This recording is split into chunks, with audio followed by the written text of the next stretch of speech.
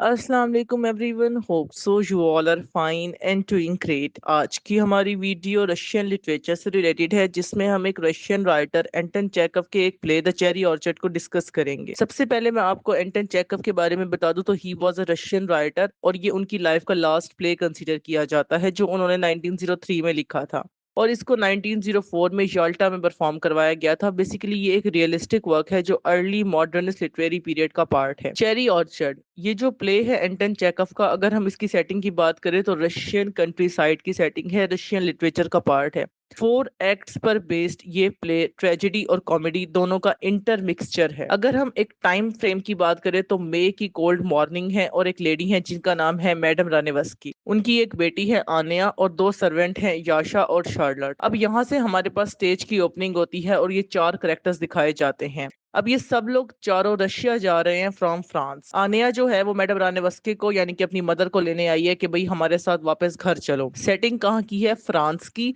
और जा कहाँ रहे हैं? रशिया। तो बेसिकली वो अपनी मदर को लेने आई है, उसकी मदर रशिया से फ्रांस आ गई थी तो अब वो उनको फ्रांस से रशिया वापस ले जाने के लिए आई है। मैडम रानेवस्की की एक बड़ी बेटी भी है जिसका नाम वारिया है, जो रशिया में ही अपनी मदर का वेट कर रही है। रानेवस्की का एक भाई है जिसका नाम है गायव और उनका एक और नेबर है जिसका नाम है लोपाकिन। अब ये करेक्टर इंट्रोड्यूस करवाए जाते हैं in the beginning of the play. Madam Ranevsky जो है वो 5 साल पहले रशिया छोड़ के फ्रांस आ गई थी क्योंकि 5 साल पहले उनके हस्बैंड की और बेटे की डेथ हो गई थी। उनके बेटे का नाम है ग्रीशा। वो अपना सब कुछ छोड़ के रशिया में फ्रांस आ गई थी। उन्होंने अपनी 2 बेटियों को भी रशिया में छोड़ दिया था और वो फ्रांस आ गई थी अपने लवर के पास। उनके लवर ने उनको चीट किया, उनकी सारी बिलोंगिंग्स जो भी उनके पास माल और दौलत था वो उनसे छीन लिया। और अब 5 साल के बाद उनकी बेटी आनिया उनको वापस लेने के लिए आई है कि भाई आप हमारे साथ चलो, फ्रांस को छोड़ के रशिया रहने लगो, रशिया चलो। अब जब वो वापस आते हैं तो उनको पता चलता है कि भाई रशिया में जो उनका घर है उसका जो इंटरेस्ट रेट है वो बहुत इंक्रीज हो गया है। उनका घर जो है अब वो नीलाम होने वाला है, उसकी ऑक्शन होगी। क्यों? क्योंकि वो अपने घर की अमाउंट पे नहीं कर सकते, उनके पास इतने पैसे नहीं है। उनको टाइम दिया जाता है 22 अगस्त तक का, यानी कि तकरीबन 3 मंथ्स का ये टाइम पीरियड बनता है। मई की सेटिंग पहले बताई गई थी और अब अगस्त तक का उनको टाइम दिया जा रहा है कि या तो आप अमाउंट पे कर दो या फिर अपना घर छोड़ दो, इसकी ऑक्शन होगी। अब क्योंकि उनकी फाइनेंशियल कंडीशन ऐसी नहीं है कि वो अपने घर की उस अमाउंट को पे कर सके तो वो ऑक्शन वाले ऑप्शन को एक्सेप्ट कर लेते हैं कि भाई हम इतनी अमाउंट तो जमा नहीं कर सकते, तो अब ओनली सॉल्यूशन यही है हमारी प्रॉब्लम्स का कि हम इस घर को सेल कर दें। अब उस घर में एक चेरी ऑर्चर्ड भी है जो बहुत वाइडर और बहुत एक्सपेंसिव है, यानी चेरी का एक बाग है जो उस घर की बैक साइड पे बैक यार्ड में है। अब जो उनका नेबर है लोपाकिन, वो उनको कहता है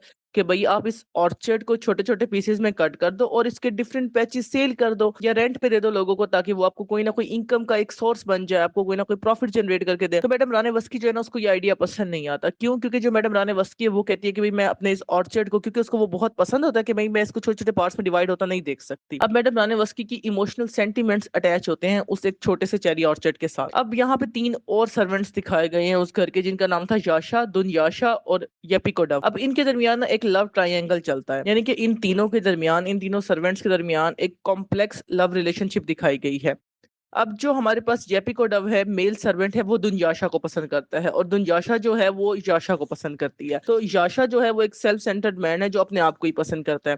तो एक लव कॉम्प्लेक्सिटी यहाँ पे हमें शो होती है। देन एक और सर्वेंट हमें दिखाया जाता है जो बटलर है उस घर का, उसका नाम है फिट्स। 87 ईयर ओल्ड मैन है और वो बहुत ग्लैड है कि भाई चलो मेरी लैंड लेडी वापस आ गई है, यानी कि मैडम रानेवस्की फ्रांस से रशिया वापस आ गई, तो वो बहुत खुश है। देन हमारे पास एक और करेक्टर इंट्रोड्यूस करवाया जाता है, पीटर ट्रोफिमोव। ये जो पीटर ट्रोफिमोव है ये बेसिकली मैडम रानेवस्की के बेटे का ट्यूटर था, यानी ग्रीशा का ट्यूटर था। उसकी डेथ से पहले 5 साल पहले मैडम रानेवस्की के बेटे की डेथ हो चुकी है, जो कि ड्यूरिंग स्विमिंग उसकी डेथ हुई थी जब वो 7 साल का था। अब वारिया जो है मैडम रानेवस्की की जो बड़ी बेटी है वारिया, वो पीटर के साथ लव में इन्वॉल्व हो जाती है। उसको पीटर पसंद आ जाता है और वो पीटर को प्रपोज भी करती है और पीटर भी उसके लव ऑफर को एक्सेप्ट कर लेता है। अब वारिया जो है ना वो असल बेटी नहीं है मैडम रानेवस्की की, अडॉप्टेड किड है। अब इस घर के पीछे ना एक ओपन ग्राउंड है जहाँ पे सारे सर्वेंट्स बैठे हुए हैं और वो एक अच्छा मौसम एंजॉय कर रहे हैं, प्लीजेंट वेदर एंजॉय कर रहे हैं। मैडम रानेवस्की जो है, गायब और लोपाकिन वहां पे आते हैं। अब सर्वेंट जो है जब वो देखते हैं कि भाई उनके लॉर्ड आ रहे हैं तो वो जगह छोड़ देते हैं। देन अब ये सारी चीजें सिंबोलिज्म है कि जब कोई अपर क्लास का पार्ट वाला बंदा आता था तो लोअर क्लास जो है वो साइड पे हो जाती थी। यहाँ हर पॉइंट पे आपको सिंबोलिज्म देखने को मिलेगा। अब वो तीनों बैठ जाते हैं और वो डिस्कस करते हैं कि भाई हम इस चेरी ऑर्चर्ड को बेच दें या इस तरह से। तो आन्या, वारिया और पीटर जो है वो भी वहां पे आ जाते हैं। पीटर क्रिटिसाइज करता है कि जो रशियन कम्युनिटी है वो बहुत लेजी है, अब वो काम नहीं करना चाहती, वो कहते हैं हमें बैठे बैठे प्रॉफिट मिले। लोपाकिन जो है वो उनको कहता है कि आप मुझसे ना कर्ज ले लो, मैं आपको 50,000 रबल दे देता हूँ, लेकिन रानेवस्की रिफ्यूज कर देती है। क्यों? क्योंकि रानेवस्की के लिए ना ये एक बहुत इंसल्टिंग मूवमेंट है कि वो अपने नेबर से पैसे ले, क्योंकि वो इलीट क्लास का पार्ट थी। अब उसको जरूरत तो है पैसों की अपने घर को बचाने के लिए, लेकिन उसको लगता है अगर मैं ये पैसे ले लूंगी तो मैं तो इंफीरियर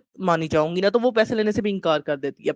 अब वहां पे एक बेगर आता है जो भीख मांगता है कि भाई मुझे कुछ दे दो, तो मैडम रानेवस्की जो है ना वो उसको एक गोल्ड कॉइन दे देती है। अब जब मैडम रानेवस्की उसको एक गोल्ड कॉइन देती है तो वारिया जो बड़ी बेटी है मैडम रानेवस्की की, वो बहुत ऑफेंडेड फील करती है कि भाई ये क्यों किया, हमारी खुद की हालत इतनी पुअर है, इतनी फाइनेंशियल इंस्टेबिलिटी हम लोग फेस कर रहे हैं और आप इतनी लग्जरी चैरिटी कर रही हैं, मतलब एक गोल्ड कॉइन आपने एक बेगर को दे दिया। तो बेसिकली वारिया बहुत नाराज होती है कि भाई हम इतने बुरे हालात में रह रहे हैं और आप इस तरीके के काम कर रही हैं। तो खैर वो लोग वहां से चले जाते हैं और आन्या और पीटर जो है वो भी उस सेटिंग को छोड़ के चले जाते हैं। अब वो टाइम आ जाता है जब हाउस की ऑक्शन होनी है, यानी कि अगस्त का टाइम पीरियड आ गया। अब जो मैडम रानेवस्की है ना वो अपने घर को एक आखिरी दफा ना फेयरवेल पार्टी देना चाहती हैं, कि एक लास्ट डिनर पार्टी होस्ट करती हैं। अब ये किस तरीके से सिंबोलिज्म यहाँ पे शो किया जा रहा है कि एक तो आपका घर आपसे छीन रहा है, आपके पास खाने के लिए पैसे नहीं है, आप बहुत ज्यादा फाइनेंशियल क्राइसिस फेस कर रहे हो, और आप एक डिनर पार्टी भी होस्ट कर रहे हो, क्योंकि वो इलीट का पार्ट थी, इलीट की रिप्रेजेंटेशन उसके उस लग्जरी लाइफस्टाइल से होती थी।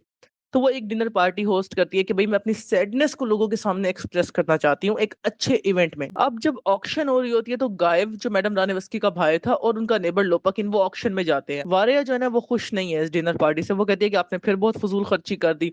अब गायब और लोपाकिन जब वापस आते हैं तो मैडम रानेवस्की पूछती है कि क्या हुआ, तो लोपाकिन बताता है कि भाई मैंने वो चेरी ऑर्चर्ड खरीद लिया है और अब इस पूरे घर का मालिक मैं हूँ। तो लोपाकिन का जो फादर है बेसिकली वो इस घर का सर्वेंट था पहले, यानी कि जो लोपाकिन का फादर था जिसकी अब डेथ हो चुकी है, वो इसी रानेवस्की के घर का पहले सर्वेंट रह चुका है। और अब लोपाकिन ने अपनी हार्डवर्क से, अपनी एफर्ट से, इतना एम्बिशियस एटीट्यूड से इतनी इनकम अर्न की और इस घर का मालिक बन गया।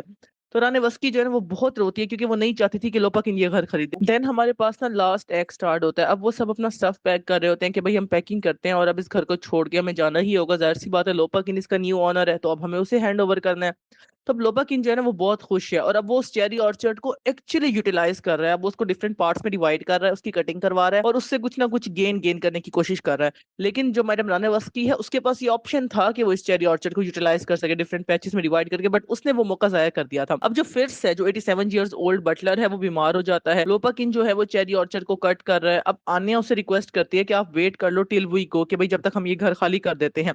अब वो सारे ना ये घर छोड़ देते हैं, फिर्स जो है ना वो पीछे रह जाता है और वो ये सारी चीजें देखता है, चेरी ऑर्चर्ड का नॉइज सुनता है जब वो कट हो रहा होता है। तो ये चीज उसके लिए बड़ी पेनफुल होती है कि भाई जो उसकी लॉर्ड है, उसकी जो मैडम है वो ये नहीं चाहती थी और अब ये हो रहा है। अब जो ऑर्चर्ड की कटिंग हो जाती है और ये प्ले यहाँ पे एंड हो जाता है। अब जो फिर्स है वो सिंबलाइज कर रहा है ओल्ड रशिया को, यानी फिर्स ने अपने सामने कट होता देखा उस चेरी ऑर्चर्ड को। अब फिर्स जो है वो ओल्ड रशिया है और जो ये एक पूरी कटिंग हुई है ये रशिया का करंट सिनेरियो है। अगर हम इसके इंपॉर्टेंट थीम्स की बात करें तो पहला पहला थीम हमारे पास है सोशल चेंज का, कि किस तरीके से सोसाइटी के अंदर एक चेंज आया था, कि रशिया जो एक एक वेल डेवलप्ड, एक वेल एस्टेब्लिश्ड स्टेट थी, वो टाइम के साथ साथ बहुत ज्यादा क्राइसिस में चली गई और एक पर्टिकुलर सोशल चेंज आया। जो लोअर क्लास थी किस तरीके से अपनी एफर्ट से अपर क्लास का पार्ट बनी और इलीट्स अपनी लेजीनेस की वजह से अपना सब कुछ खो बैठे। तो इस वजह से रशिया जो है वो एक कम्युनिस्ट स्टेट है। जो कैपिटलिस्ट क्लास थी वो इतनी लेजी हो गई थी कि वो अपना वो जो कैपिटल एसेट था उसको खो बैठे। देन सेकंड हमारे पास है रेजिस्टेंस अगेंस्ट द चेंज। अब चेंज लाना चाहता था लोपाकिन। लोपाकिन ने सजेस्ट किया था मैडम रानेवस्की को कि आप इस जो आपका चेरी ऑर्चर्ड है इसको पैचेस में डिवाइड करो, थोड़ा सा चेंज को अडॉप्ट करो, आप एक अर्निंग सोर्स क्रिएट करो। लेकिन मैडम रानेवस्की ने इसको रिजेक्ट कर दिया कि भाई नहीं, आई कांट डू इट ना। तो उन्होंने रेजिस्टेंस शो की चेंज के अकॉर्डिंग, वो चेंज नहीं लाना चाहती थी जिसकी वजह से फिर उनको एंड में लॉस देखना पड़ा। देन थर्ड पॉइंट हमारे पास आता है, थर्ड थीम है अपीयरेंस वर्सेस रियलिटी का। अब वो एक अपीयरेंट लाइफ जी रही थी जो मैडम रानेवस्की थी कि भाई मैं इस घर की लैंड लेडी हूँ, वो उस रियलिटी को फेस ही नहीं करना चाह रही थी कि भाई हमारे ऊपर कितने ज्यादा क्राइसिस आ गए हैं। वो डोनेशन कर रही थी, गोल्डन चैरिटी कर रही थी, डिनर पार्टी होस्ट कर रही थी, वो हालात ही देख रही थी कि हम किस किस्म की फाइनेंशियल इंस्टेबिलिटी को फेस कर रहे हैं। देन हमारे पास क्लास कन्फ्लिक्ट का एक थीम आता है कि भाई लोपाकिन का फादर पहले जिस घर का सर्वेंट था आज लोपाकिन उसे घर का मालिक है। तो ये क्लास कन्फ्लिक्ट है कि किस तरीके से जो पुअर क्लास है, जो लोअर क्लास है, वो अपने ही लाइफस्टाइल से स्ट्रगल करके एक हायर स्टेटस अचीव करती है, और जो हायर क्लास है वो कैसे अपनी लेजीनेस की वजह से, अपने नेगेटिव एटीट्यूड की वजह से, अपने नेचर की वजह से डाउनफॉल का शिकार हो जाती है। देन हमारे पास लॉस का थीम है कि जैसे आप सब कुछ लॉस कर देते हो, जैसे मैडम रानीवस्की ने अपना सब कुछ खो दिया। लव का थीम है, जैसे लव ट्रायंगल दिखाया गया बिटवीन द सर्वेंट्स, के लव अचीव करना इम्पॉसिबल है। Love from two side is such a blessing, और अगर आप वन साइडेड लव में हो तो दैट इज सच अ कर्स। तो ये जो प्ले है हमारे पास, ये मोस्ट इंपॉर्टेंट कंसिडर किया जाता है इन द रशियन लिटरेचर, और एंटन चेखव का ये लास्ट वर्क है उसकी लाइफ का, जो रशिया की ट्रू हिस्ट्री को दुनिया के सामने प्रेजेंट करता है। So this was all about today. Thank you so much for your time. Allah Hafiz.